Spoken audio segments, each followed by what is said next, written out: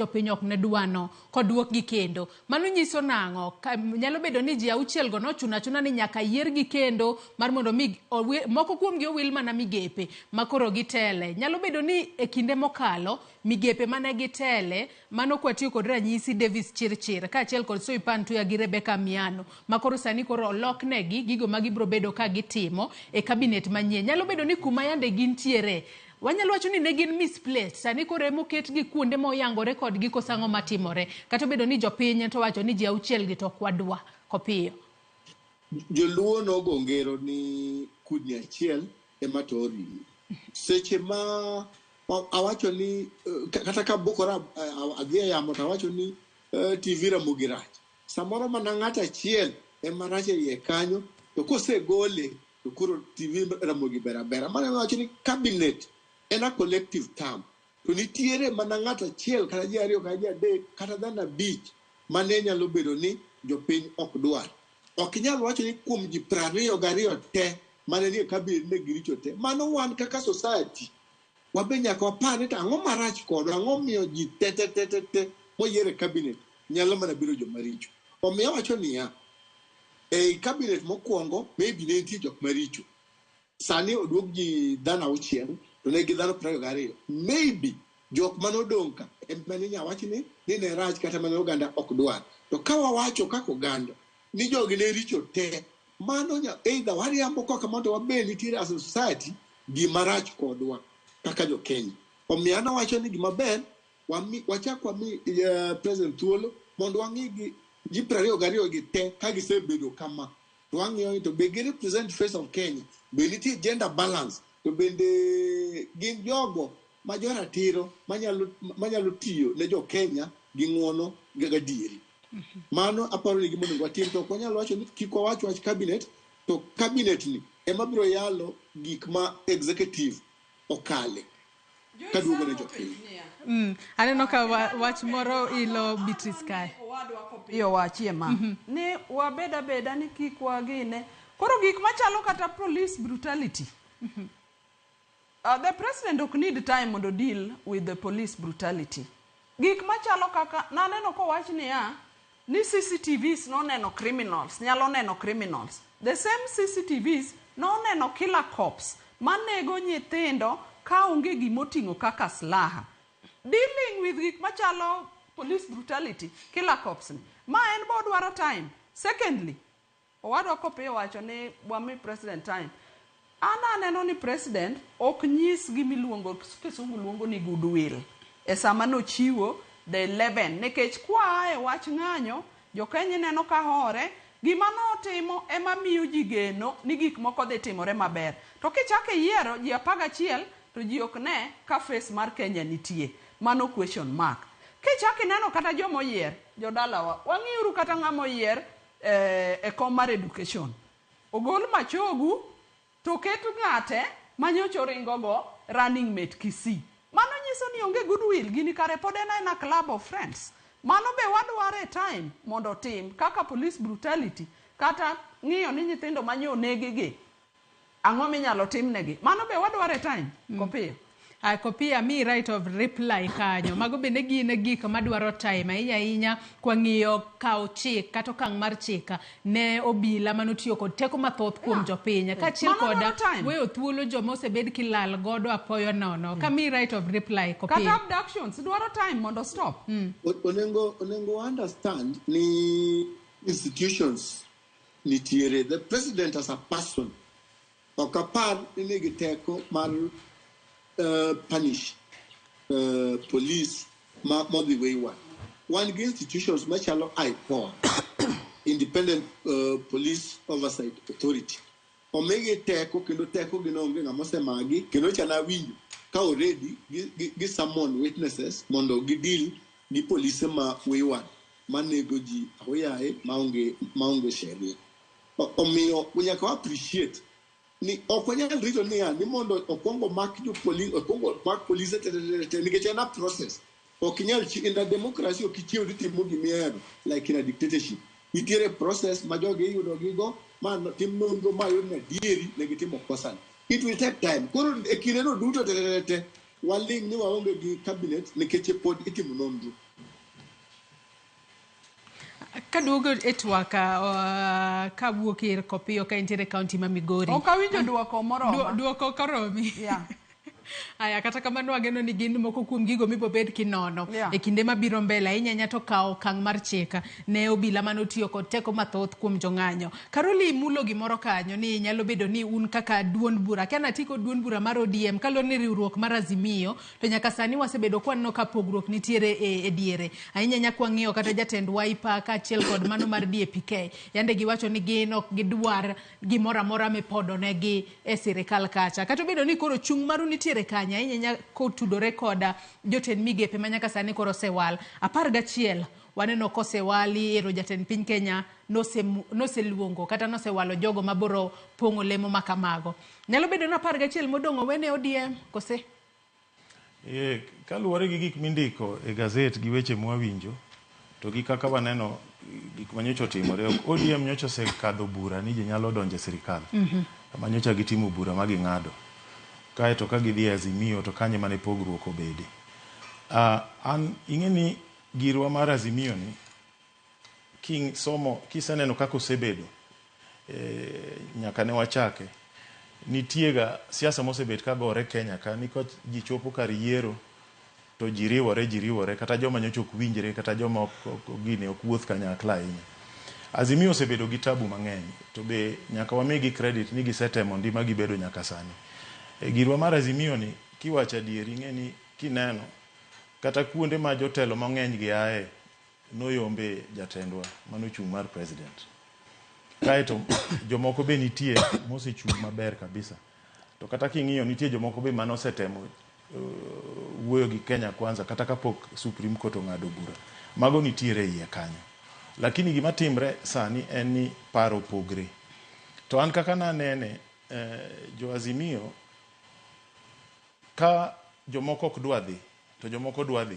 koko kik bedie onge tiende bedo gi koko ka jomoko nitie madwa ni koro joge gi odonje sirikal owegi aweya thuolo girwak joge gi sirikal matine ni koro nego opposition kose nikech wang'e ni riwruok mar siasa mar Azimio nowuok oko motegno ka gidwa keto sirikal tesre ka sirikal onogo bende nowacho ni wadwaro strong opposition emomiyo winjo kana wacho niya joma Azimio dwa owinjore tere sirikal kik bed jo siasa giter watalam technocrats ema Azimio winjore tere sirikal manyalo deal gi problems mag sirikal jo siasa odong' otim siasa marwa mar opposition koni iwinja emomiyo kata jomineno ma Azimio nying ne wuok e gazet ni dwa ter king'iyogi koter nyingi koka tabu dhi wuok kech achiel kuomgi kalatesni mag somo weche ji ok nigo gadieri achiel kuomgi EACC nigi problems gi EACC moko nitie tije ma gimanyo ok gin qualified ok ginyal timo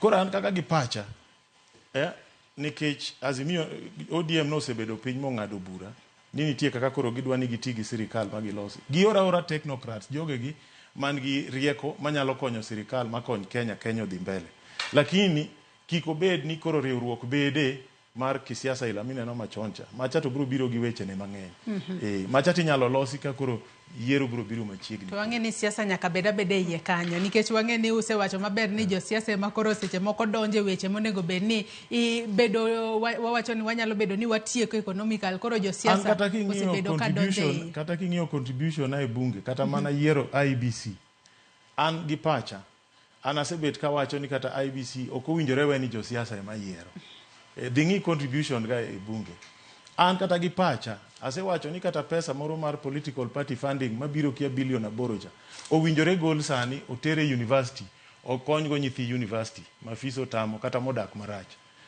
an pacha nitie kaka pacha en ga en mana ni kiwache ka bang'eny seche moko tiwacho ni pogri gi ji but atota wacho ga pacha an okane gima duong' ahinya ma inyalo luong ni political crisis kata mane wabedo go ndalo Kofi Annan cha ma en economic crisis to kopogre gi mano gima be anyalo hero wacho ni kineno kama koro wantie sani kaka jo Kenya ka ok wabedo gi paro matut nyithi Gen Z gi gima gitimo ni ok gima rach gitimo gima ber oganda dhano ka nitie gima dhi marach e pinyu nyaka iwuog oko miwuoye nyaka igole duondi. Kata wan mineno wabedo kani, kane oneg Robert Ouko, ne wan ji 6, wan ema ne waketo maandamano Kenya mzima.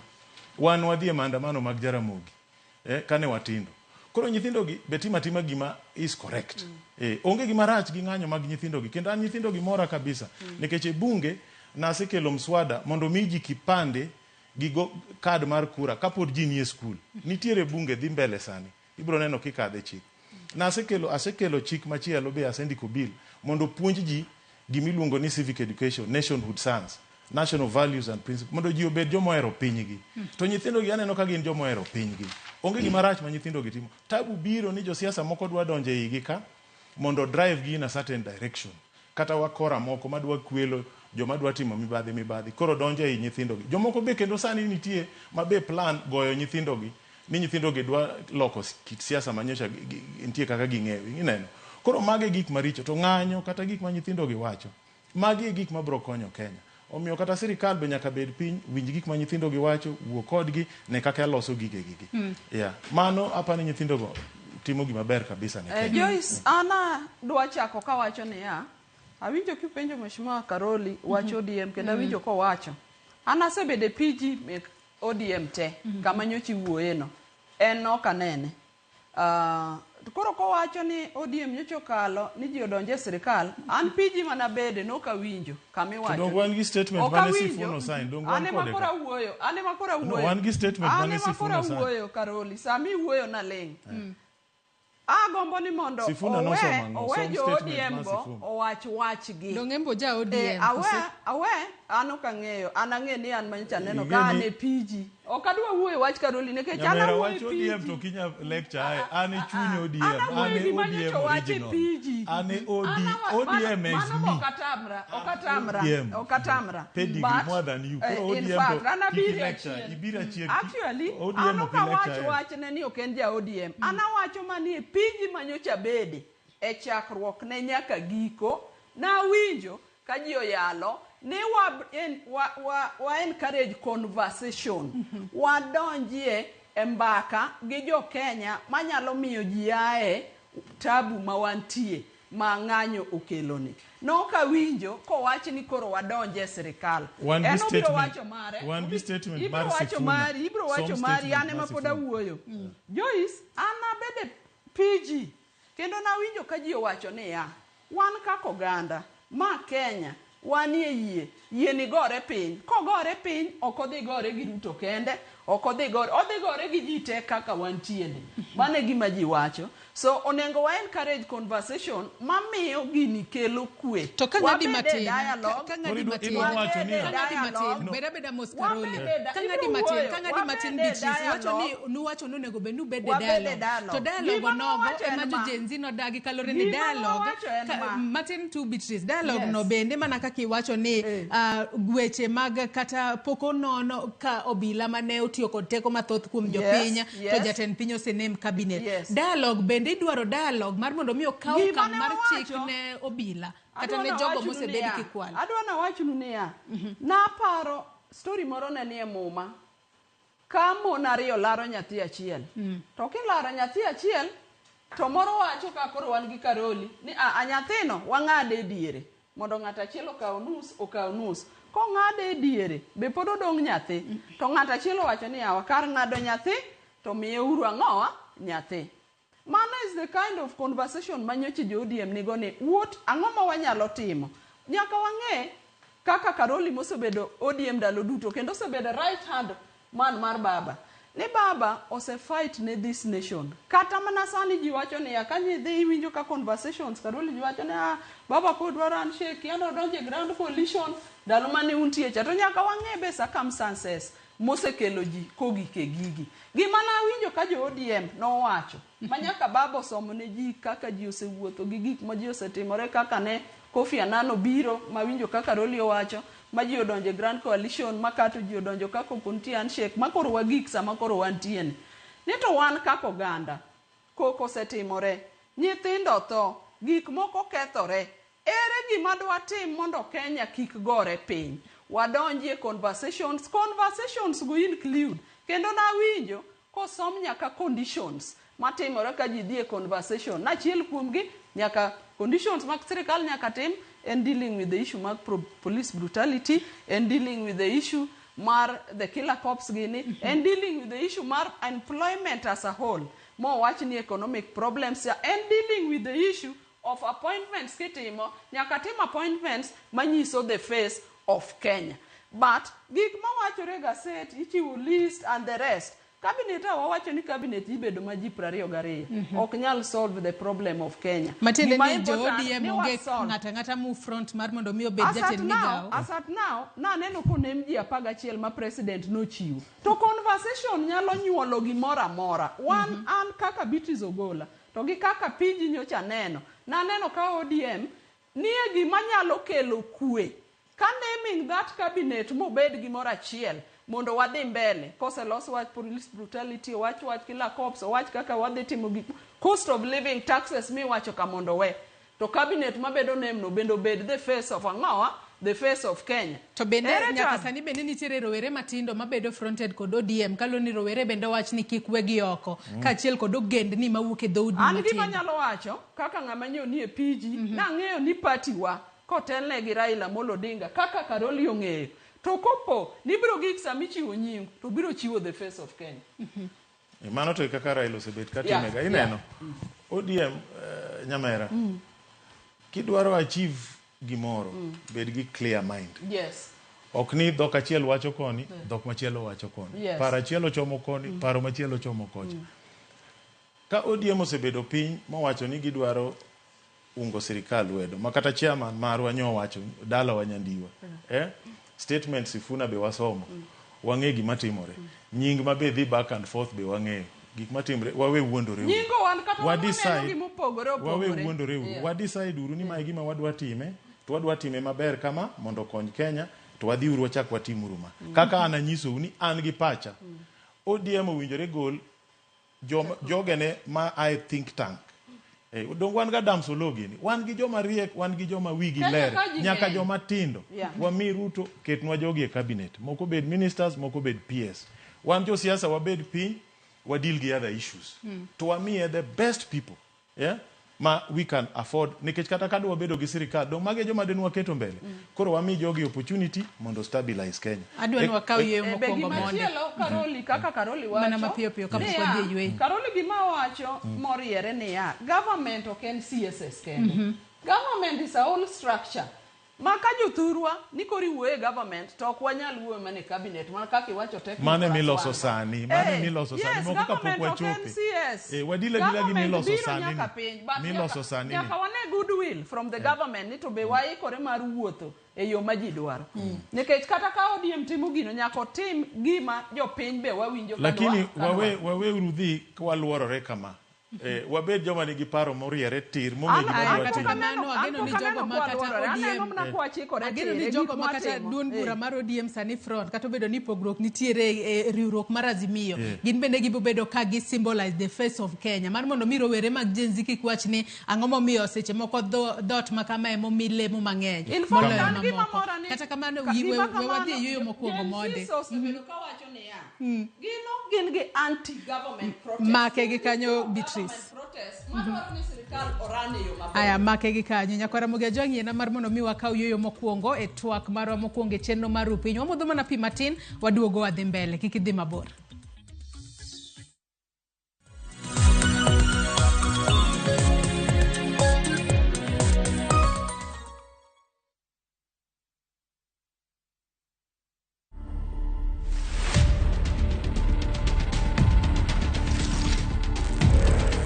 At some point, I lost my path by myself, thinking that I can do everything by my own strength. And naturally, when you do that, then you're driven by your sinful self. Johnson ni pet wa mine. Johnson saizi ni my companion. Kupeana ni ngumu. Waki naeza feel lonely. Together as Wasafi, whenever we need prayers here, we can come and do a prayer. Nikikuja hapo pastor ndio alikuwa mtu wa kwanza kunishika mkono. Ni mtu mwenye akona ile utu ya kusaidia. Current state of mental health among Kenyans is actually quite worrying. I literally wake up and I feel like literally I don't want to do anything. Simba yuko hapa ndani tayari. Na ashamshika mbwa, amemkanyagia chini. Hapo ndio nichukua jukumu nikagonga bati. Don't miss out. Catch these amazing stories and more. Download the Citizen Digital app now. Available on Play Store and Apple Store. Citizen Digital, Kenya's #1 news app.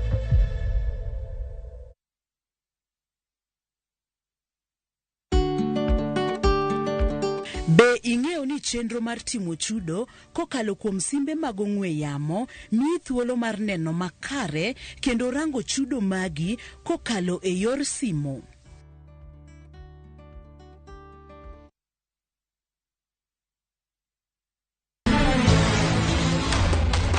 Sigana ni medo minore gi weche mag miriambo kod miganga. Meher kaul gil, ini biro timang'o?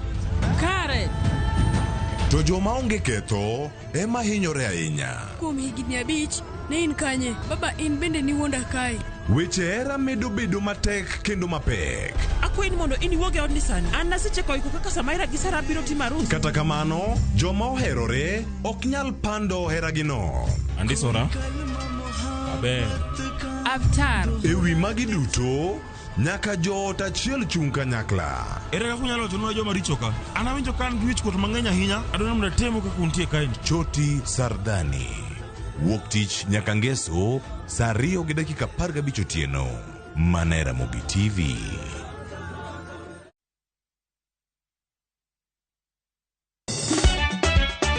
Tugo koro eka iye ochacho. Party. Ka gik moko medo mana fwenyore, to ngima bende medo bedo matek e boma maduong'. Gimoro amora ma Nyasaye omiya ok awene jachien. Yud mor e ngimani kokalo e gik matindo. Onge ka mwaluoro bwana ochiel chunye ni wakete pile wacha. Ni ane ngima nyar kochia kod osiepene kachiel kod joodgi. Kata lit ne jiere ya e lak chogo.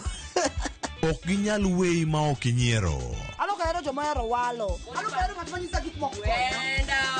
Nyar kochia tich abich ka tich abich saa 1:55 otieno.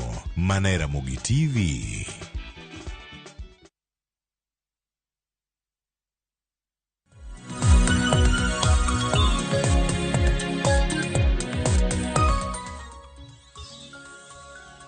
Machiegni kendo nyakwara Mogi Ajwang' mar mondo mi wadhi mbele kod twak marwa e chenro mar Upiny okinyi ma kawuono kaponi e kitudri kodwa gi sani. Antiere kod welo adek okinyi ma kawuono kwa twak otudore kod chal mar Kenya. Antiere kod Carol Omondi, jaod bura ma Suba South, Beatrice Ogolla, Senator Mogwel, kachiel kod Jared Kopio, mano jaod bura ma Chona ma Wendo. Jared tudre kodwa achiel kachiel kokalo e yor Zoom ka intiere county ma Migori. Nyakwara Mogi Ajwang' anyisi ni bende nyalo tudri kodwa ichwalonwa paro penjo ote moramora kokalo e yore waduto te mag tudruok okinyi ma kawuono mano moriwo nyaka namba mar ote machuok ma en 33600. Adwani watwa kutudore kod wach machielo, adwani wawe tenge kata waket tenge chenro mar piedho jotend migepe kalore ni chal mar Kenya. Watwa e weche mopogore opogore. Wach machielo mabende adwani watwage okinyi ma kawuono tudore kod nyaka sani koro liekore kata jatend piny Kenya William Ruto sebedo ka lieko ni nitiere riwruoge ma ok mag piny owacho mosebedo ka siro wach mar ng'anye pacho kae.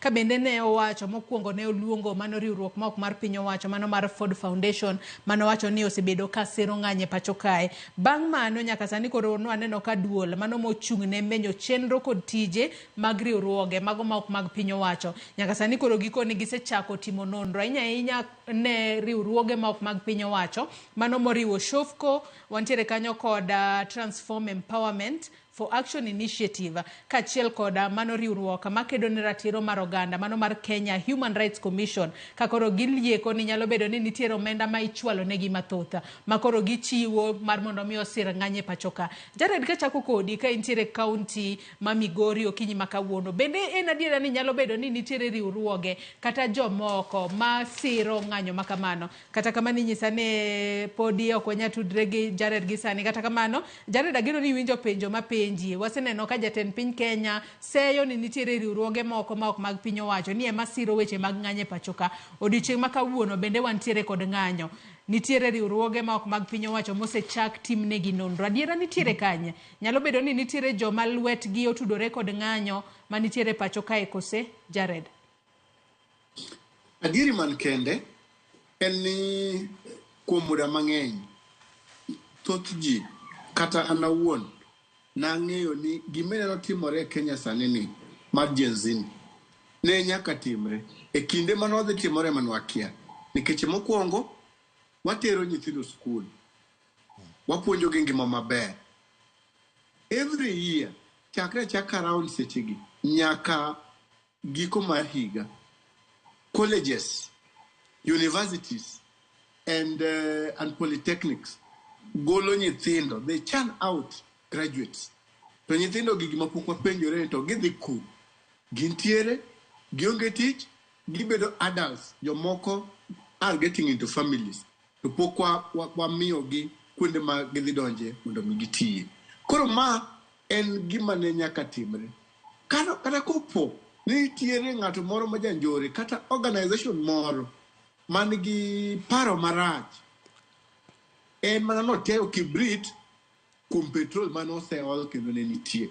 Omiyo wamany jok manyalo bedo ni kelo tungni ka gisiayo rawere mondo ng'any to mano ok en solution en ni wachika ne itwa matut ni to vijende gi giwacho ang'o to gik ma giwacho gi gin gik minyalo los nadi mondo Kenya odhi mbele e yo mowinjore. To kwa wacho ni wamanyo mana jok moparo nikech sani en paro onge ng'ama ong'eyo en paro ni maybe nitie organization moro ma finance gomo ni yes nyalo bedo ni nitie ng'ama finance gomo to bende nitiere adieri e gigo marawere gi wacho. Tang'o ma wanyalo timo kaka oganda kaka piny mar Kenya mondo mi solve these problems mantiere nikech gik ma giwacho kichike iti tiro ni gin gik madieri.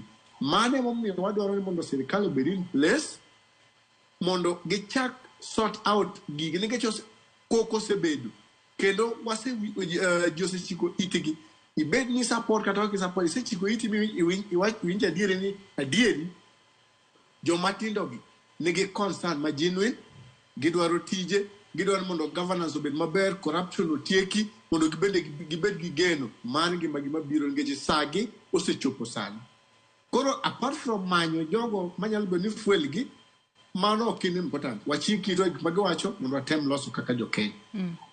Caroline korka kori bendi paro ni en adiera kalo ni nyaka sani mano duol ma ochung' ne menyo chenro kod tije mag riwruoge ma ok mag piny owacho ne gikoni gisendiko ne mano DCI kata okwach kicha mar mondo mi otim nonro ne riwruoge adek mana kaka sewacho wan gi Kenya Human Rights Commission, SHOFCO kaachiel kod Transform Empowerment for Action Initiative mar yango kaka gitiyo kod omenda ma giyudo ni kaluwore ni nitiere omenda mathoth ahinya ma giyudo higa ka higa idwa non kaka gitiyo kod omenda makama mano kanyaka sani gin ne giwacho ni ok ginyal nono moko kuom riwruoge mag piny owacho ka giwacho ni kata obedo ni siayo gi kata itudo gi kod siayo ng'anyo mosebedo kwanene pacho kae. Kata kamano anyalo wacho ni ma en mana loko tanga nikech kata kapok jatend piny Kenya William Ruto ne oseo kata Ford Foundation ni ema kelo kata siayo ng'anyo pacho kae ne wacho ni seche moko ne liekore ni nyalo bedo ni josiasa moko emotudore kod ng'anyo.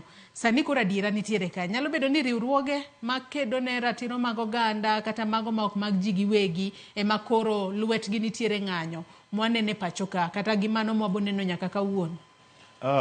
Ing'eni gimuna timore ni ne nitiere PS moro Kenya ka niluongo ni Kinuthia Murungu.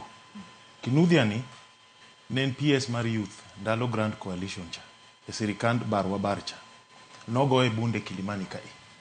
Kinuthia ni nomiyowa presentation e gimoro miluongo ni National Security Council ni chieng' moro gima kama bro timre Kenya ka nikech gimoro amora matimore nyithindo onge gi tich nyithindo onge gi geno nyithindo ni kaka yani ngima gi ok ni maber jomatindo nonyisowa 2008 gini onge ng'amo chake osebet ka en kaka na nyisi ni en gimo osebet ka chwakore achwaka kaluwore gi kaka kit piny ma wan go. To ka nitiere jomodonje gi weche mag njore gi weche moko mag mibadhi mano to sirikal otimatima investigation margi to gima kik bedi ni ikete miriambo moko kata ng'ama moko timo gimoro iwacho ni timo kata kamano.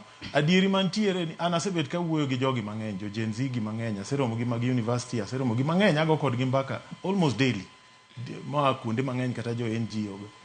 Gin joma kineno, gina joma nigi hera mar Kenya. Be ok gihero weche party gi, weche ukabila gi be ok gihero. To nyalo bedo ni nitie jomoko maneno ni ginyalo donjo sani magi tim gik moko ma maggi ok mag Gen Z, mago to nyalo bedo. To sirikal nigi nguvu no, gi nyalo no, to gi network mar investigation magi nyalo timo gino. Gitime atima maber mondo ginyiswa. To kiko bed gimoro miwacha mar mahato kata ma weche mar ukweli onge. To sirikal be nyaka mi thuolo mondo tim ang'o investigation, nikech gin gitie kaka gifwambo weche gi mang'eny ma wan ok wanyal donje, ma be ok wanyal ng'eyo. Ang'ama mosebede sirikal ang'eyo. Nitie gik ma giwinjo kata gik ma gineno ma wan ok wanyal neno. To gitima investigation, to ineno riwruok mag sirikal gi osekonyo Kenya kabisa. Kendo giber ka gin ei Kenya ka. Nikech gindiko ji mang'eny, nitie kaka gikonyo e gigewa mag democracy gi empowerment, kaka Shofco tiyo maber ahinya Kibira, kidhi neno tich ma gitimo Kibira ber kabisa. Human rights ineno ka seche teka gimoro timre gitetea ni ji.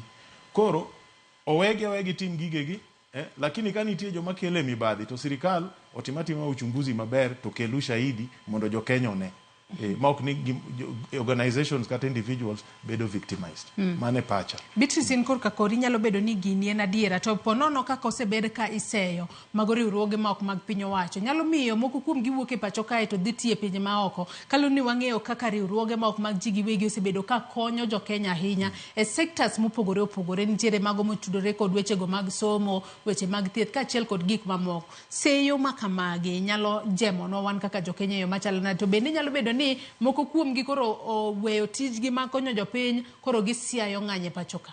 Joyce, an kadwa wacho kendo ariwora gi owadwa moya wuoyo ni kani neno ka nyithindo gi ochako wach ng'anyo, weche mwasebedo kwa wacho ka mokelo tabu emane okelo nyithindo gi mokelo streets. To kendo kata kineno gi ka giringo, tineno ka giringo joma chunygi ni gima gitimo ai chunygi ni gidwa konyo Kenya. To bende adwa wuoyo wach miwacho ni jomoko nitie makoro siayo ng'anyo. Joyce, adwa nyiso oganda wa duto ni budget wa kaka wawacho economic problems ma wan go, ka onge partners mosebedo ka support wa.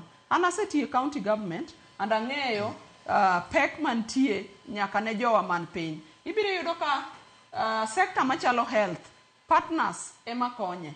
Sector machalo agriculture, partners ema konye. Sector machalo education, to gi mamoko, partners ema konye. Koro ana agombo ni sirikal owe timo gimiluongo ni witch hunting. Giwuoye gik ma jo Kenya yuago gi mondo wawe kao problem ma wan go kwa keto ne jomoko. Partners oluoro koko, donors oluoro koko, investors oluoro koko. Waket gi kwe, to kanitie ng'ama timo marach to nonro tim mondo gimotimo no ema mondo wachi. Kineno kata Ford Foundation miwacho ni, king'iyo gaset kwa wuono, ibro yudo ka First Lady mar Kenya ka ng'ama okwongo support. I mean, mano nyisi ni nitie gik mang'eny maringo matimore gi support mar partners. An agombo ni sirikal odonjie loso gik ma nyithindo gi wacho, gik ma nyithindo gi ma jo Kenya wacho, mondo los gigi, mondo Kenya dhi mbele, ma ok wagamore e lwenje mamoko oko. Ka waloso gigi, to wadhi adhiya mos. Koro an akwedo wach ma the fact ni wadwa witch hunt gi partners mekwa, gi donors mekwa, wati maler. To Kenya niga system mar timo background check mar yudo gima ng'ato timo. Omiyo wati gi partners wa kaka wasetiyogo, kik waket koko, to gima important wawinj gima agency wacho, wawinj gima jo Kenya wacho, mondo walos go gigo mondo Kenya dhi mbele. Yeah. Adwa nwaket wach makamano tenge mano kotudore kod seyo mago riwruoge ma ok mag piny owacho ni gine magisebedo ka gisiro ng'anyo e pacho kae. Wach machielo mabende dago mar mondo mi walose okinyi makawuono kotudore kod chal mar Kenya en wach mamulo ngima mar jopiny mano kotudore kod usuru mano ma ijuogo kata mar rito chala marapini ma ijuogo ewi mauta. Kata obedo ni doho ne iwacho kanyo ni duol marango weche mag modhi e pacho kae EPRA nowacho no oseduok piny nengo makamano. Nyaka sani koro wang'e ni riwruok mar okinde e pacho kae mano LSK kokalo jatendgi mano Faith Odhiambo. Nyaka sani koro ne gibuogo mar kawo chik ne duol mano mar EPRA. Mano kachiel kod piny owacho pacho kae kuom keto e tim mano usuru makamano. Kata obedo ni mane en jatend migao mar wuoth e pacho kae Kipchumba Murkomen ne owacho ni ok bibeda ka iketo e tim mano usuru mar rito chal mar apeyni ma ijuogo ewi mauta kata mano mauta kata modhi mopogore opogore e pacho kae. Jared Kopiyo ka intiere kaunti ma Migori Okinyi ma kawuono, nyalo bedo ni sirikal tugo kod pach jopiny kose sirikal wuondo jopiny? Nikech wang'eyo ni Murkomen e kinde ma podi ne en jatend migao mar wuoth e pacho kae, adiera ne wuotho ka koro wacho ni wachno mano mar usuru ma iketo mano mar apeyni ibo bed ka igolo, nikech jopiny nosewacho ni kokete to nitiere kaka nidhi mede malo. Nowacho ni ibo bed ka igole. Kata kamano yande ka EPRA olando nengo manyien mag modhi ne waneno kokete kacha. Sirikal wuondo jopiny kosango matimore Kopiyo? Nitiere sirikal tiyo through agencies and institutions. An gima ng'eyo e pacha en ni ok en ratiro mondo sirikal o levy any tax whatsoever ka kokalo e od bura miluongo ni bunge, National Assembly or even Senate. Koro miyo ka en adieri ni jogo ni jo EPRA o levy tax, mano is against the law. Kendo an gadieri ni jok matimo gima kamano, the law will catch up with them. Onge any form of taxation minyalo tim ka ok obedo authorized or obedo legislated in parliament. Hey, wacho kanyo makare ahinya. Beatrice in korka kori, nikech adiera wang'e ni magi gin moko kuom weche makoro nyalo miyo kata nengo kata obedo ni lendo mayande ogola mano mar nengo mag modhi e pacho kata obedo ni waneno kolwar piny, jopiny nok dwar mano usuru mar rito chal mar apeyni ma ijogo ewi mauta kata obedo ni ne en achiel kuom gigo ma koro nowach ni boketi, kata kamano waneno kokete. Magi nyiso nang'o? Sirikal onge kod adiera kose nitiere maling'ling moro manyalo bedo ni jopiny okia? Gima nyalo wacho, kata kiwe wach fuel levy e osuru te. Ana agombo ni sirikal ong'iye wach osuru e yo matut. Adier kiwuoyo gi jowa kata kibedo gi jowa piny. Nyoro na abedo kane an Dhiwa, abedo gi grup moro ma jo apiko, moriwore gi kijende moko matin. Nitie kijana moro miluongo ni Okwaro e stage man Dhiwa. Nochung' ne wago mbaka to ji obet. En ochung' malo kowuoyo kendo go koko ni watho, osuru negowa. Gima ne nyathino wacho nyisowa gima jo Kenya te wacho. Sirikal okuongo ket pesa e ofuku jopiny korka ong'i wach mar osuru. Ok inyal soro osuru e gima ng'ato ongego. Omiyo wach mar dhi mbele gi medo osuru, sirikal owe nyaka wabed stable ma gik moko losre mwang'e ni to wanyalo ran nang'o. Jois ok inyal solo osuru kuoma e gima ongego. King'iyo kata osuru manyocha oketi e finance bill ma koro owuokni, ibiro yudo kata data protection, ibiro yudo kata there was a proposal ni mondo sirikal KRA ne dhi bedo ga access to personal accounts wa magikaw osuru kuro. Mano jo Kenya tho. Kichaki ng'iyo kata mana excise duty mani propose on the financial services, maka ji otho. Sirikal gimo wacho ni sirikal obed mos, ok inyal tax ng'ato gimo ongego. Wakwongo wang'i ni to the economy obedo stable nang'o mondo korka waket taxes. Wach taxes ni ji yuag e sirikende duto te. Tiwuoyo kuom Murkomen. Kata kuom Murkomen kanyo, ana wacho ni Murkomen kata kokoduogi e migao mar roads. Nitie gik manyaka owuog clear kaka ng'amanyo a public servant moko me clear. Sama wawuoyo ni nitie gima Senator Onyonka dhiro ni Murkomen nyoche nigi deal gi kambi moro Nadani ma India manyo odwa lease Kenya Airports, Jomo Kenyatta Airports Authority for higni 30. Jodala wa magi gik moko wadwa ni koketi kamoro ni jatelo titimo gik moko chini ya maji to biro nego ji. Koro Jomo Kenyatta Airport en a facility mar this country. To Murkomen nyocha lease for proposed lease mar 30 years. Maka ng'ane nosetieko to retain 30%. Ana wacho ni Murkomen nyaka kaw responsibility mo come out to explain to Kenyans ni deal manyocho timo gi Adani Limited ni nyocha en mana. Erokamano. Caroline Korkakori kotudore kod weche no mano mar usuru mar rito chal mar pinyni ma ijuogo e mauta. Okete kata obedo ni EPRA nowacho ni bro bed ka nolando ni gibo bedo ka igole mar mondo mi nengo mauta odog piny mano kochakore dweni. En gima ing'eni kane obire finance bill no bire report of the finance committee no onge finance bill. Nikech en ga gima kama imedo to minister medo ga gi gazette notice. Koro en onge kacha mabe nwa wuoye kidhi ng'iyo Hansard ne wabunge wuoye kabisa. Be ma miyo Murkomen obiro mowacho ni gino ok dimedi. Koro ka gima kamano. Koro no bedo nang'o. Kanitie ing'eni gima kamano kotimre koro wan gi kaka wadhi penje bunge. Nitiere gima iluongo ni delegated legislation committee. Koro wadhi penjo ni to medre from 18 to 25 nade. Ok wadonje bunge kawuono. Wadhi e kamkunji sani. Bishua ni adhi penjo nugo. To bende adwa medo gimoro e gima owadwa wacho. Ni awakwayo sirikal ni wach fuel. Ung'e maber ni sami se meda fuel timedo bech gik duto. Imedo kaka jothurwa idho mtoka ka dhi e point machielo. Imedo bech gik moko, imedo bech mo, imedo bech gimoro amora nikech fuel no ema control gik mamoko.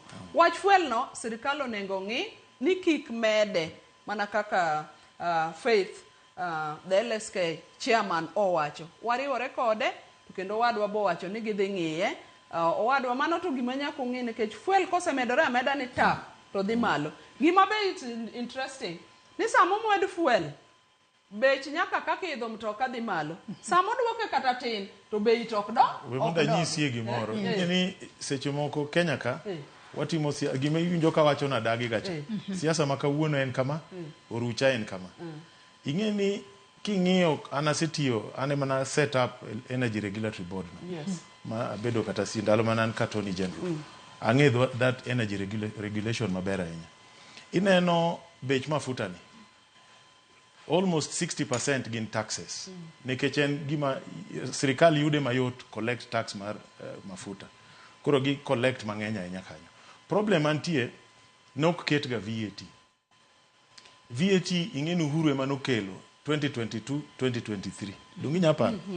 To kidhi neno record mar bunge. Wane mane waungu Uhuru lwedo. Mondo kel the first VAT 16% as a condition mar World Bank. To koro nekech jopiny nogo koko nokete 8%. An kidhi record bunge kata 2024-2025 na pingo ma wacho ni kik wamed another 8%. Koro ka ok wadwa ni wamed ga bech mafuta to wabeduru consistent. Ok ni kawuono wawache kama kiny wawache kama. Wabede bra joma consistent ni ok wadwa no dhi mbele, wadwa penje, to ok ni chieng' moro ka en convenient to yudo ni wa support. To chieng' machielo wapinge. Na wacho kate bunge ni joma no support kane kuongi kele 8% negi joma sani nyocha pingo. Joma no pingo ndalo ka ema koro nyocha support. Ata to nyocha pingo. An poka support increase on fuel. Wabeduru consistent in our politics. Mane gima wacho. Erokamano. Haya adwa nasoma ne moko kuom ote ma joneno mag wachwalo no odiochieng' makawuono ote makamago obobedo kwa somo gi achiel kachiel mondo winjane ni to jopiny wacho nang'o. Fred Osuru wacho ni Ramogi TV Joyce oyawre mos na waheshimiwa. Azimio onego were gi Ruto otim kaka berne. Jopiny orit 2027. Onyisa ka ni page na Karoli ochung kanye ke siasa. Aya Karoli bro bedo ka duoko nwa kanyo. Benado Keyo wacho ni Ramogi TV an Benado Keyo Samaki ka an Nyora Kadem. Joyce page na Karoli ni ang'o momiyo weche mag ODM oneno mana ka ondiki to ok obed e bura magitimo. Nang'o. Caroline gi penja ariyo kanyo. Janeno machielo wacho ni onge joma siro ng'anyo e Kenya. Kenya emochimo kamarach. Waol gi corruption mag ng'ama wiye odinore ema paro kamano. Anwesti Blackie ka ane dala mar Alego Usonga Sidundo Market. Aya, erokamano ahinya. Duoka penjo, ero gi penjo kanyo nang'o momiyo isomo mana gige ODM. Mano penjo maber kabisa, kendo amor gi jomo penjo penjogo. Kech an aja ODM matene. Actually, founders mag ODM sani wadong' ma ji adek. An, Professor Anyang' Nyong'o to gi jatendwa Raila Amolo Odinga. Mage original founders, jomodong' nosedhi. Gima timre, ODM nogolo wa WhatsApp groups. Miluongo wa ni rebels ka. Koro wan ok giluongwa ga e bura. To kane waoro Jalango ndalo moko be notem dhi e bura, neno kolawe.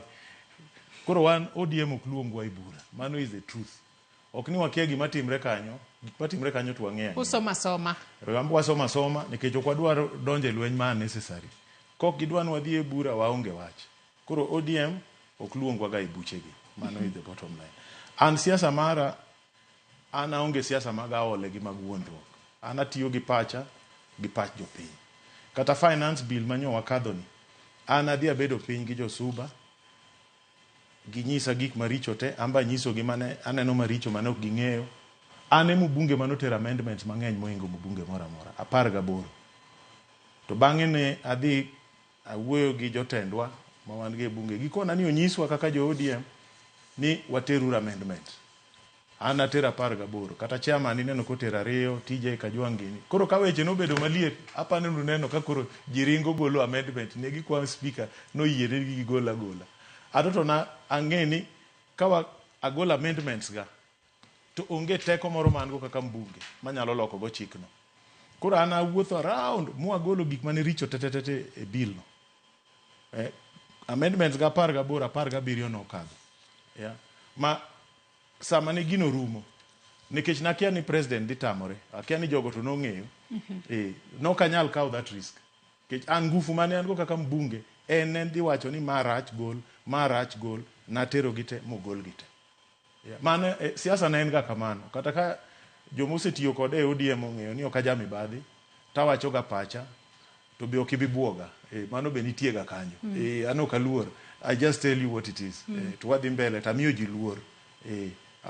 Be ok iwinja ga kadha ok ayanyra gi ji. But siasa, ana believe siasa ni siasa nyaka ibed gi gimiluongo ni public spirit. Siasa nyaka tim pursue public interest, not self interest.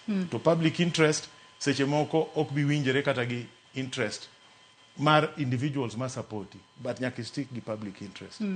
Mane to kotudore kod paro mar chik mar omenda ma bendi mulo kanyo ni kaka jaod bura mano ma Suba South ne itero ne jo Suba bi nyiso gi lero ne gi makare odiochieng' makawuono ikinde ma ubobedo ka udoka e od bura odiochieng' makawuono Speaker Moses Wetangula nowacho ni ubobedo ka ugoyo mbulo kalwa ni jatend piny William Ruto nokoketo koke paro mar chik mar omenda koro kaluore kod chik ubobedo kodok e od bura kacha mar mondo mi jod bura oluto mbulo mano mar golo kata mar rucho oko fuoni duto manitiere finance bill jopinyo bed kod geno mane mano kotudore kod paro mar chik omenda mar 2024-2025 makoro odiochieng' makawuono kendo biro chako duogo e nyim od bura. Yes, ing'eyo nitiere bills ariyo. Nitie appropriation bill to gi finance bill. Gigi nadhi mapimo ne jo Suba te ma wuotho matimo meetings asenomo gi ji 13,000 ka pimo ne gigi. Appropriation bill kano kele bunge Kimani Chungwa emano move to Wandai emano sekonde. Ne onge ywaruok. Nikech en kaka idhi gi pesa. Ng'ato ka ng'ato noso gige ne iye kuro. Finance bill emane nigi tabu nikech en mar usuru. Koro sani finance bill en government bill. Ka sirikal osewacho ni ok gidware, wadhi ike kawuono mwago msalaba wiye. Bo watiek rekod. Makanyo onge ywaruok moro amora maboneno. Koro a challenge jogewa. Wadoguri appropriation bill cha. Mondo be wang'iye mondo wabed gi ratiro gi jopiny ni appropriation bills to koro waloko nade mondo kik ji wuondre wadok e od bura finance bill cha en koro wadhi ike kawuono mwago simiti e wiye to dhi dong appropriation bill kuma ji opande gigegi koro kanyo be ji owuoye openly ang'o ma opande iye kuro ma iwacho no pand kuro no neke in kipenjri ni ang'o momiyo appropriation bill kaka idhi tigi pesa idhi kunyne ng'ato bol idhi los ni ng'ato yo ne onge ywaruok ang'o momiyo ma kende mane nitie ywaruok ang'o momiyo mano ne onge ywaruok gadiera ang'o momiyo mano ne onge ywaruok appropriation bill ne onge gige kanyo jomage mopando gige kanyo na koni niya kidwa loko economic problems mag Kenya we kelo josiasa e discussion. Wakel watalam gi raia ma ordinary ni.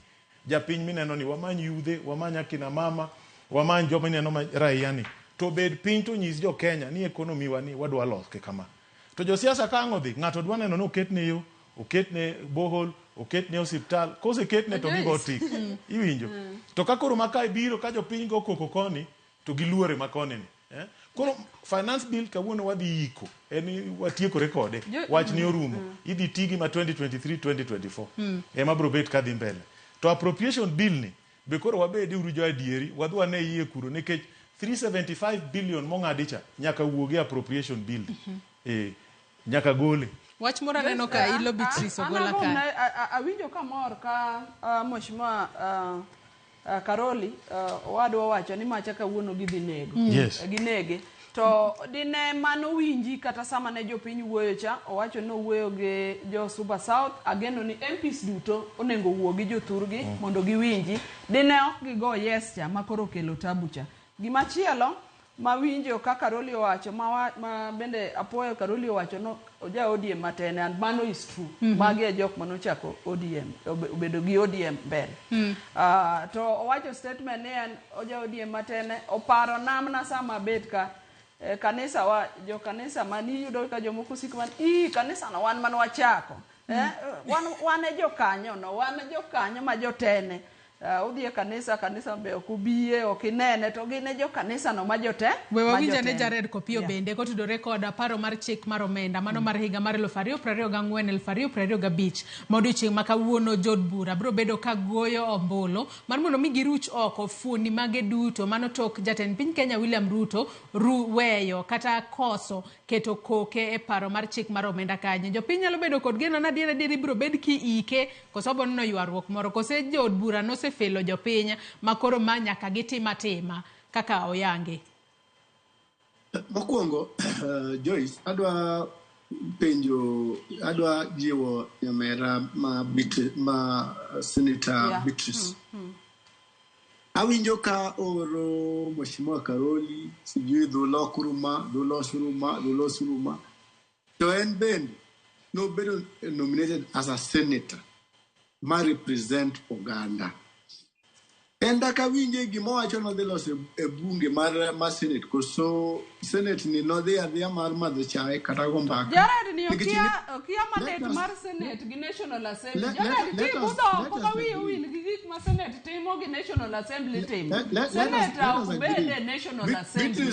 Mane mano miyo kineno wakwa wacho wach finance bill. Beatrice be dimos mondo winje. Almost kabisa. Wadwaro ni ka in jatelo ma ogwel kata moyier, TIGB ka ibi wawinjo duondi e od bura kucha. Ka usamon ministers upenjo gento maudhinade. Okior nyawadu machielo ni mondo dhi olosi. To kowe mano, adwa wacho ni e wach finance bill ma kawuono idhi goyo ombulu ni. Finance bill kaka ne president oseduoge cha. En wache no rumo jogi dhi mana yiere ni macha no osegore piny gitieko wache. I don't anticipate a lot of debate kuom finance bill. Nigi finance bill cha no se bedo stop, no se bedo returned. Okubedo returned mondo be debated to orum maka gichako a fresh bill. Adwa wacho Joyce, yiena mondo awachi. Ami right of reply. Ni anyiso wadwa Kopio ni Senate gi National Assembly nigi mandates mopogore. Emomiyo iwinjo ka Karoli wacho gima gidhi timo e finance bill. Wan kaka senator, Kopio chali gigi ukiwinji kata chieng' ma osiepu ma chir nyoche biro e Senate. Ukiwinjo ka penje wach faulty transformers man Homa Bay County, Gendewa in particular. Oknyechi winjo ka Murkomen obiro mua penje wach roads ma incomplete in Homa Bay County. In poki winjo ka somo wach bill na mar the maternal child health and children's bill, my bill mokwongo mowach in that space. Ingeni Jared, in jakom uda nchoketi jakom mar awe Sony. to Sony Sugar e achiel kuom industries mantie region wa monego kony nyithindo. Jared, in be idwoke jo Migori County yuak ni ne in jakom mar Public Service Board ma Migori isiko gi Migori e county makoro nyithi Migori kaka yud tich mondo dhi mbele to wach tich ema chendo ma be ji yuak ni be isewinjo? Aya, winjo penjo ma openji kanyo Jared ka intiere county ma Migori. Gik ma Senator Beatrice wachogo ne ok ang'eyo ni mage gik ma obiro discuss, but the truth of the matter en ni an sani an jakom mar Sony Sugar Company Limited.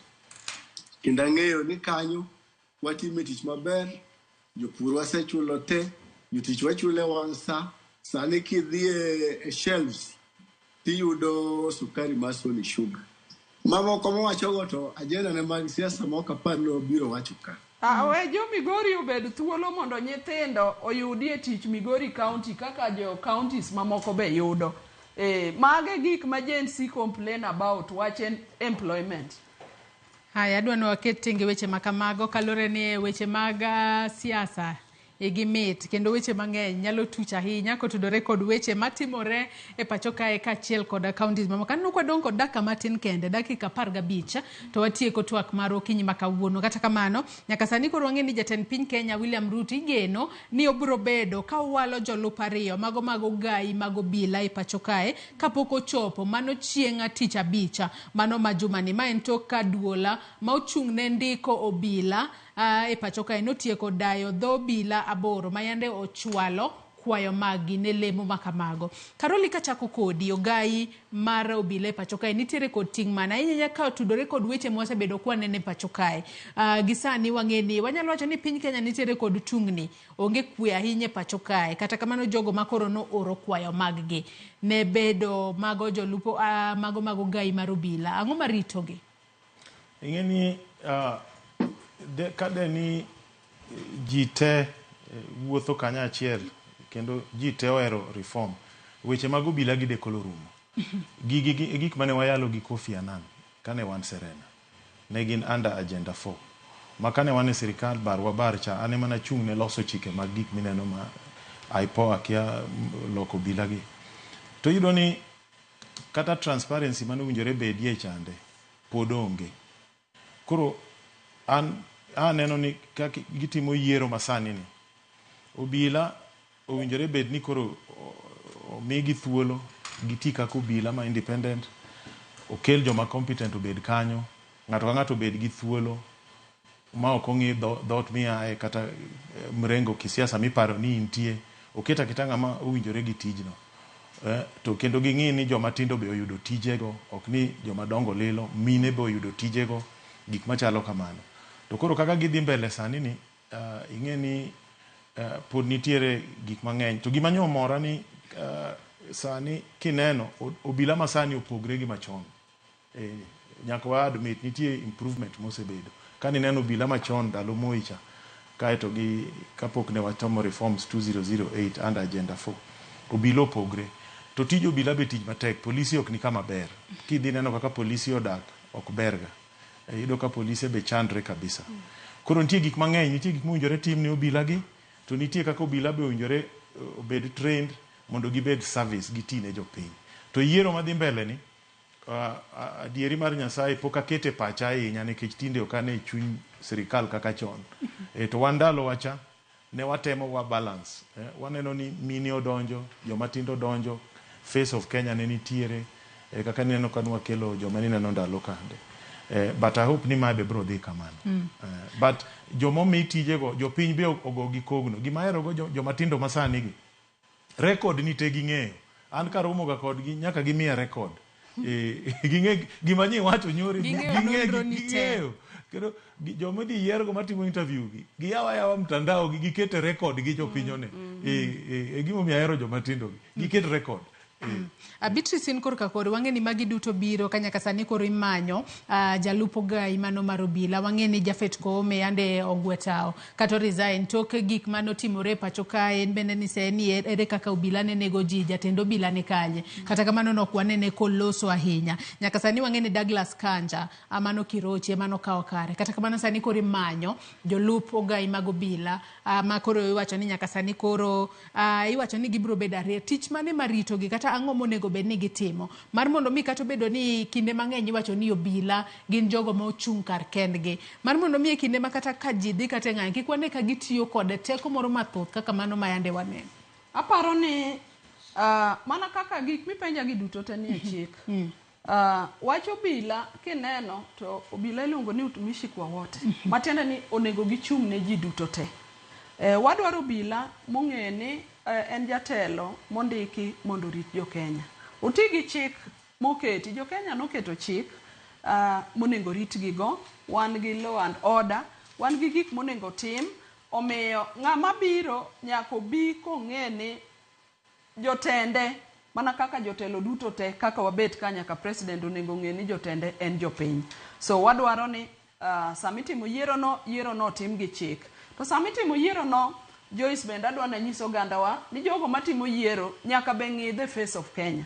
Ok wadwar ni ng'ato bedo nikech gik makamago ema kelo chich kuom jopiny. Samitimo yiero no nyaka ng'iye ni to Kenya to romo nade. Ok wadwar ni jotelo miyiero kamoro ang'owa achiel. Kata kama sani nyawinjo ka ji wacho ok ang'eyo kuma jogo aye ni kata ng'ama noket acting ng'ama giaye constituency moro Mathira. You see, mage gik maka ji osechako wacho to kelo to. To mar ariyo, adwa na wach ni ng'ama oyier odhi ng'iyo ngima jopiny to nyaka ng'iye ngima polise be. Mana kaka wadwa wacho, nitie kuonde ma kidhi polisi odak marach. An mage gik momiyo wawacho ni samoro mage mamiyo jomoko kuomgi nigi mirima moko maricho. Joyce king'iyo polise gi samoro ka tuo gin gi medical insurance. Ibro yudo ka ng'ato tuo, an polis moro ang'eyo manyiche solo pesa kuom ji, otuo, kodhi West, gin bende gionge kata NHIF. Kodhi koni insurance gi ok kaw, kodhi koni insurance gi ok kaw. To nindo ma ng'ama ogore piny ma nyaka yang'. Koro ma ofisa dwa chako manyo pesa kuom wede, omany pesa kuom ng'ani to tho. Mage gik ma jatend gi kobiro to nyaka ng'i welfare mar polis, nyaka ng'i even yuto gi ni chalo nade. Nikech kata obila go gin nyithindwa, wadwa ni gin be gibedi within the comfort mar society. To bat gi mapek, ng'ama oyier nyaka ng'e ni jopiny e bosses ma ji duto nyaka ng'i. An kipenja tang'e ni gima ji neno, ok wadwar ni kwadhi mbele. Ka gik machalo ng'anyo nitie mosechiw notice, wadwa ni mondo rit jo ng'anyo go. Ok wadwar ni nego ji inego ji carelessly kata ng'ama onge gimoro e lwete. Koro wadwa ni giti within the right ma jopiny, but nyaka ng'e welfare mar officers be. Jared Kopio kata gimoro be ni ka kuom officers ibro yudo ka giywago jomoko no dhi somo mano yiene ni gidhi gi medre kata university mosemede moyudo degree moyudo masters koduogo ka onge upgrading mitimogi. Mago are within the welfare mo wacho mar police. Kaka itimo ne jopuonj, kaka itimo ne professions duto, ka ng'ato dhi osomo medore gibed upgraded. To gima duong' ging'i slai mar jopiny. Adier kineno kata sani. Pod ji watch about missing persons. Kineno gaset sani, ogol piche ji, jok molal. Machakre sama ne ji otimo protest ok nyal yudgi. Joge gin kanye? The IG must answer to this. Nito jok ma missing gi gin kanye? Ka polis nyalo manyo gimokwal moter nyaka kamoro e piny moro mayudi. Ere kaka ok ginyal manyo dhano molal. Dhano lal kodhi kanyo. Wawinja ne Jared Kopio bende kotudore kod Apache, kotudore kod Amanyo, jalupo gai mar obila e pacho kae. Nikech wang'eni nyaka sani Japhet Koome nogwe tao Douglas Kanja nokawo kare. Sani koro imanyo jolup. Tich mane ma gintiere godo e kinde mabiro? Kisungu nyalo wacho ni ng'ama biro donjo manyien kaka IG. His work is clearly cut out for him. Ing'eyo ni tabu mawantiere godo e police service marwa, and generally ni police service poko bedo service kaka podo chalo police force. ngeche reforms nobedo initiated chakre 2002 to chalo ka gima no be completed. Ingeni police muneno gi bende gin oganda gina jogewa. Tabu mantie en ni gitiyo tich mang'eny under a lot of difficulties. Inyalo ni kata ka jali otimore kamoro. Jok makwongo donj, makwongo chopo kanyo, midwa no kwongo chopo kanyo by law gin polise. Ki ng'iyo kata ka kanyo cha yud itimo recoveries mag dead persons. Gine magichop sam ng'ani en dhano ka ng'o dhiyo bede ot, te bende en gi trauma. Gigi chando pache, gigi chando juoke. Koro miyo watu nego wabed gi psychosocial support system motegno ne polise wa. Magi tich manyaka IG manyien mabiro ni nyaka ng'i. Housing, inya yudo ka ikidhie camp mar polise, tiyudo ka ot achiel mar tin house, maro mana kitanda achiel, polise de keto polise adek. Jogi, some of them gin joma nigi families. Samoro yudo ni jaode obiro lime ka. Gine odni kaachiel goweteni. Ok en gima human. Omiyo gima duong' mogik ni psychosocial support system mag polise onego bed in place, gibedo counsel, imiyo gi medical attention motegno, gibedo icheko gi regularly, gibedo retrained. Nikech ing'eni ka nosepuonji ni yor ni en kama, to piny olokore idwa ni mondo itime yo machielo. Owach ni ka ji gombo gogi. To sani koro biro a new society midwa ni mondo uguide joma gomo. Ikono gini kuru luo konwa luru koni.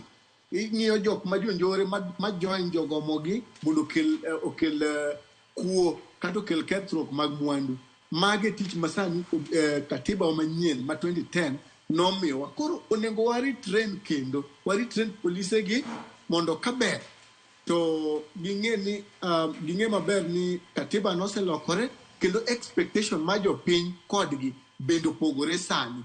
Mano e tich ma IG manyien nyaka ketie pache mondo wabed gi police service ma ok police force. Ato nyaka sani wanyalo wacho ni mano en maslahi mar obila en gino mosebed ka iwacho kinde ka kinde, nikech wang'eni nitiere kata put kata tax force mano chuogi mano telne kanyo koda David Maraga mane en Chief Justice ma pacho kae. Mano wacho ni bobed ka ing'iyo maslahi mag obila kendo ne gisechwalo recommendation. Jared kapod antiere kuomi penjo ni gigi ibiro ketgi e tim karang'o kaachiel kod wach ni mogik kachako kodi katieko kodi Jared Kopiyo. Mano e tich ma wageno no gai manyien mar police biro timo ni mondo o ensure ni recommendations mosea from task forces to gi police reform initiatives mose team egni mokal okete team. Mano gima kata sama timo ne vetting kachimo osebedo identified kitimo ne vetting onego ng'ama dhi kawo tich police boss ni owach maler ni ere kako dhi actualize recommendations mosewuok e task forces te. To ka kanyo adwa wacho ni adwa goyo erokamano ahinya ne oganda matindo iluongo ni Gen Z. Gi loko mbaka mar Kenya, giketowa e mbaka mar kaka inyalo ket tich maber, service ne jopiny maber maonge corruption, kaka inyalo many yore igero go tije ma vijande nyalo yudo, kaka inyalo ber lwasi mag ohala, yore mang'eny magikelo. Kara dwa mana ajgi ni ka gidhi mbele gi protest mar nyiso sin margi kaka gik moko timore, gitem matek mondo gitime e yor kwe kendo gi yor hera, nikech ka giketho gir ng'ama chielo to ng'ano bende ja Kenya biro miyo kaeto wabedo conversion machielo ni gini ok ber, onego tim gi kama, kaeto jomoko be biro bedo e kundi machielo wacho ni wan wuok oko wadwa protect gigewa, kaeto lawlessness bedo. To lawlessness kobiro e piny to onge ng'ama safe, kata mana jotelo machwayo ji, kata mana jotelo magayo ji, onge ng'ama safe, kata mana vijende magomogi. Ka koro lawlessness osebedo, koro onge security ne ng'ata ng'ata. Omiyo agombo ni ka vijande timo ng'anyo ma bende waseyiere wate ni en ng'anyo modhi kare kendo gik ma giwacho gin gik manyalo medo kendo political growth to economic growth thurwa ka. Gitem time yor kwe. Erokamano ahinya Jared Kopio, jaod bura machon ma wendo kuom kawo thuolo mari okinyi ma kawuono mar mondo mi iriwri kodwa e twak okinyi ma kawuono. Carol Omondi, wachni mogika ka watieko twak mar okinyi ma kawuono. Ahinya nyako tudore koda nyalo bedo ni aput mano chuogi mane David Maraga otelo ne mar mondo mi ong'e chal mar obila. Kata bedo ni ne gisechwalo recommendations go no bagi abaya no witgi awita oko to onge gimo setim kosere kako nego beni keto gi etim mondo bila bende winje maber kinde ma gitiyo ka gitiyo ne jopiny utumishi kwa wote giti ne jopiny yo makare. Okange ni report no chopo kanye but ange ni gige sirikal implementation seche moko biro in steps kaluwore gi ang'o weche pesa but okange ni ochopo kanye adieri ma nikech ange ni nitie report to poka follow up malongo koro kadwa wuoye definitively okanyal wuoye wachno mateka ahinya but gima nanyalo tieko go kawacho ni wan kaka josiasa makoro Azimio koni ka jomoko dwa kaka koro weche koro sewuok ni wadwa dhi riwo lwetwa gi sirikal mondo wakony Kenya wawuoguru oko wagoluru joma iluongo ni technocrats youth moro bede kanyo miyo moro bedi watalam magwa mang'eny ma wasebedo ge think tank gi bo bedie mondo water odhi okony sirikal wagoluru josiasa waduok chien kopogre gi mano conversation midwaro Kenya kani mar economic conversation nitiere gimoro miluongo ni rationalization of expenditure duoko kaka garama mar sirikal. Nitie sectors adek mowinjore koro wang'i kabisa. Mokwongo en mar barabara. Pesa matiye barabara gi tich matiyore kineno opogre kabisa. Kuo mang'eny nitiere weche mag barabara. Ok ni josiasa en oting'a tinga ng'ata man nitiere gino nyaka piny obed engineer, obed contractor, obed ng'a jo Kenya nyaka koro bed joratiro e weche mag barabara. Weche mag health. Kineno gik matimore e health sector. Uhuru nokelo equipment leasing cha dongi neno ma billions notiye mashinde go were never used procurement mag health wangi to mogik en somo en education nitie kuo mang'eny e education mang'eny kabisa omiyo kuonde adek go nyaka jo Kenya bed piny mondo ne kaka igole mibadhi ema bro konyo Kenya. Erokamano ahinya Carol Omondi. Beatrice Ogola, wachni mogik ka watieko. Wacho ne ogandawa mokwongo adwa nyiso Gen Z ne gibiro at the right time. En a blessing to this country. Maka wan kaka leaders wachiko itwa ka wan kodgi kanyachiel to Kenya biro bedo timang'oa biro bedo maber. Gibiro at the right time to fix this country and wa support gi mondo gidhi mbele e yore mowinjore. Mar ariyo adwa wacho ni to jatend piny nyocha osekwero kata wach shareholding ta wuoye wach goodwill to kopo ni kare Kenya ka ok en shareholding mar ji ariyo to kare interview mar deputy IG madhi mbele okawi ng'ato kata ma Homa Bay mondo koro bede komno mondo wane goodwill ni kare gini ok en shareholders to giko tadwa nyiso jothurwa ne Kenya en marwa duto wane yie manyalo gore piny mana kaka jowete waduto se wacho kik wayie mar gore piny wawuo mondo wadhi mbele. Ji wacho niya ng'ato kaka Baba Raila Amolo Odinga nyaka bed part of the conversation mar setting Kenya right nikech mane gima Raila osefight ne nyaka kawuono ok onyal weye sani ok onyal we wuoye ok onyal bedo part and parcel weyo bedo part and parcel of lose. Sani Baba dwadi AUC. Jo Afrika biro penjo ni to ere kaka kuti biro loso kata bedo ni no wacho no nyalo wito tenge lek mare mar DAC kalore kod tungni mantiere pachoka. Gima Baba timo no chiwo Kenya bedo priority number 1. Ok inyal dhi loso kucho kaka ok inyal timo ang'owa loso. Koro Baba nyaka bed part and parcel nikech en a statesman.